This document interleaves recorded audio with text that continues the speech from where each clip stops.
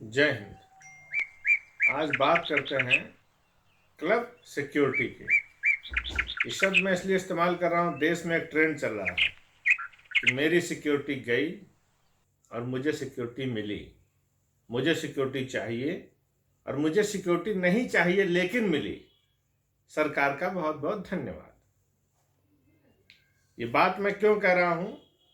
ये कुछ महीने से प्रकरण चल रहे हैं, बल्कि कुछ साल से चल रहे हैं। सबसे पहला मुद्दा इस देश में आया जब उत्तर प्रदेश की प्रमुख विपक्षी पार्टी सपा के राष्ट्रीय अध्यक्ष अखिलेश यादव जी की सिक्योरिटी हटाई गई। जेड प्लस सिक्योरिटी में चलते थे, कमांडोज आसपास रहते थे, बहुत बड़ी गारद उनके साथ चलती थी। सरकार को लगा कि इतने महत्वपूर्ण नहीं है, उनकी सिक्योरिटी कम कर दी गई। फिर एक दूसरी कलाकारा हैं फिल्मी जगत से, कंगना रनाउत।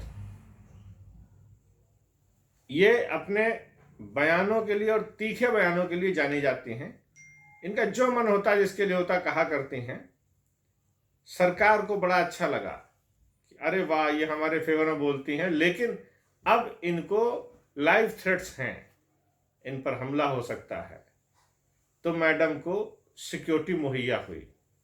एयरपोर्ट पर जाते वक्त उनकी तस्वीर आई, किसी बहुत बड़े सेलिब्रिटी की जैसी बीच में चल रही हैं और चारों तरफ आधुनिक गनों से लैस कमांडोज उनके साथ हैं।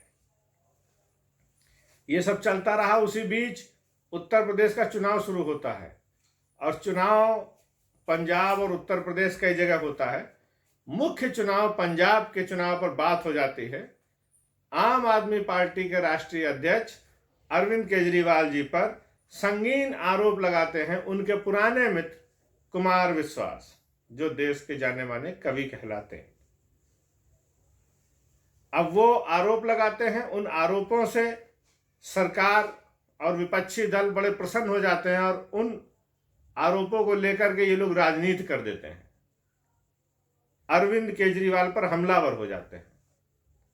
वो लोग राजनीतिक रूप से अरविंद केजरीवाल पर हमलावर होते हैं, अरविंद केजरीवाल उनके ऊपर हमलावर होते हैं। इस बीच कुमार विश्वास जी को लाइफ थ्रेट्स हो जाते हैं और वो वाई श्रेणी की सुरक्षा प्राप्त करते हैं।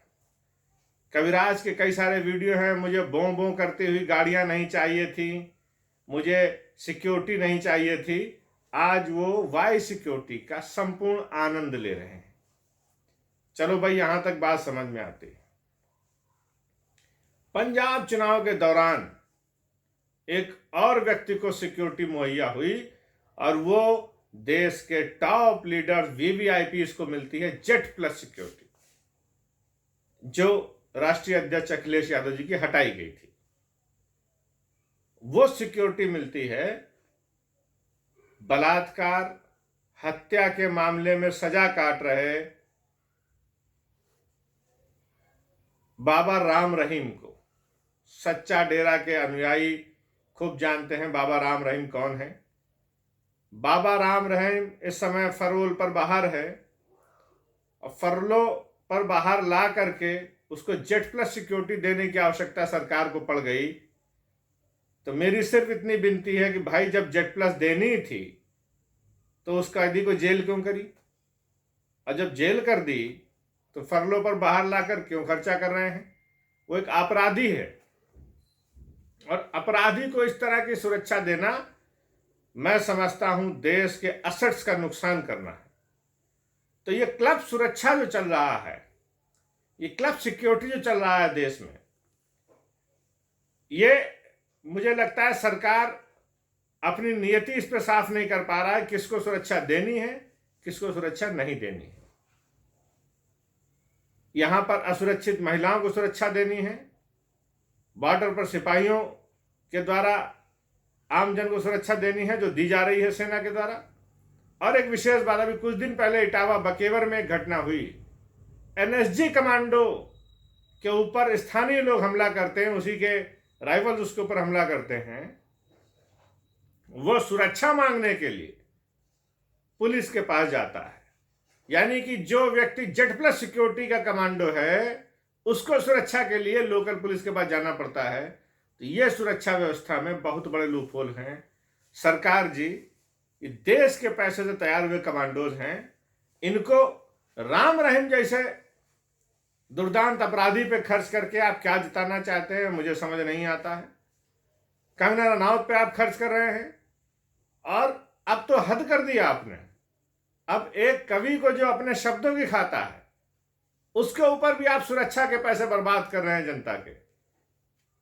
कृपा करिए, ये पैसे बचाइए और हमारी सुरक्षा में लगाइए, हम आम जनमानस की सुरक्षा में लगाइए। हमें ज्यादा आवश्यकता है सुरक्षा की, क्योंकि लोकल पुलिसिंग को जो रिफॉर्म की आवश्यकता है, उसमें जो पैसा लगने वाला है वो इनकी राम रहीम और कुमार विश्वास और कंगना रनौत और पता नहीं क्या क्या इनके उसमें बर्बाद हो रहा है। इनको किसी को आवश्यकता नहीं है सुरक्षा की। किस चीज का थ्रेट है इनको? इनसे तो लोग खुद डरते हैं। इनके आसपास जो लोग हैं, जहां ये जाएं, इनको कमांडो देने के बजाय वहां कमांडो लगाइए, ये किसी पर अटैक ना कर दें, ये कहीं किसी के ऊपर ना कूद पड़े, राम रहीम कहीं किसी घर में घुसकर हत्या ना कर दे, बलात्कार ना कर दे। जिस क्षेत्र में जाए वहां कमांडो लगाइए। ये उल्टी गंगा मत बहाइए। अपराधी को कमांडो दे रहे हैं। अरे कुछ तो शर्म खा जाओ महाराज। जय हिंद, जय भारत।